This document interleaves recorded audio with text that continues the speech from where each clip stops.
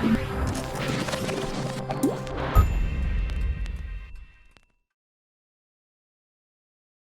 parti. Guillaume et Franck, bonjour. Bonjour Christophe.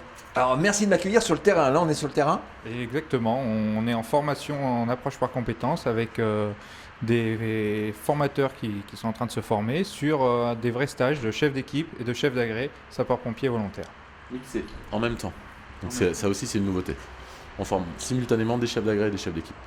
D'accord, donc tu profites qu'il y ait plein de monde ici pour faire plusieurs opérations en même temps. Tout à fait. Donc les formateurs sont en train de mettre en place ce qu'on appelle des mises en situation professionnelle, des cas au plus proche du réel pour que les stagiaires qui vont arriver puissent s'entraîner, s'exercer, développer leurs compétences face à ça.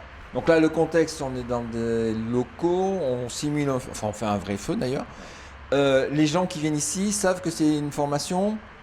Ils savent oui que c'est une formation, puisqu'ils sont en formation actuellement, mais ils ne savent pas ce qui va leur arriver. Ils vont avoir tout à l'heure, ils sont à la caserne, ils vont avoir un ticket de départ qui va arriver et qui va leur dire vous partez pour un incendie et on va les voir arriver et progresser face à ça.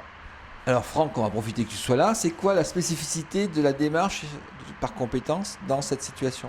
Alors dans cette situation, l'objet c'est de mettre en situation justement les chefs d'agré pour qu'ils réfléchissent, qu'ils analysent les risques qui sont inhérents à la situation que les formateurs ont construite pour pouvoir donner des ordres et ensuite intervenir en toute sécurité avec leurs équipes. Là on est dans un environnement qu'on appelle statique sur un plan pédagogique, c'est-à-dire que c'est des bâtiments abandonnés. Mais c'est aussi important parce que ce sont les derniers bâtiments dans lesquels on peut faire encore un peu de feu réel, sans contraintes, je dirais, lourdes, soit environnementales ou autres.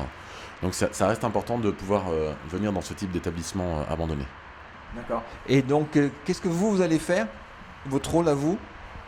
Moi, mon job, c'est d'accompagner les formateurs, notamment dans l'auto-évaluation, parce que l'auto-évaluation, c'est un des grands principes de la formation professionnelle d'adultes. C'est-à-dire que ce n'est pas un dispositif réglementaire mis en place par l'organisation pour valider ou non un candidat ou un stagiaire. C'est une compétence à développer de la part du pompier, quoi. Donc c'est tout nouveau pour les formateurs, ça les oblige à changer de posture, à rentrer vraiment dans une posture de coach, quoi. C'est-à-dire laisser l'autre analyser ses propres actions, parce que ça fait partie de la démarche et du cycle de la compétence. Voilà, je fais des actions, j'analyse ce que je fais et je régule ou pas mon action. Et par rapport à ça, pour les aider, tu as une grille, tu as un questionnaire, tu as une trame Ils ont construit leur grille, eux, pour les stagiaires, et moi, les formateurs, je les accompagne dans leur posture, et uniquement dans leur posture.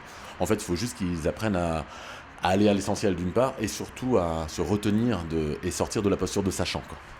D'accord. Et là, vous avez défini un certain nombre de critères à suivre pour cette simulation-là aujourd'hui ? Pour les formateurs ou Non, ce sont les formateurs qui les ont construits.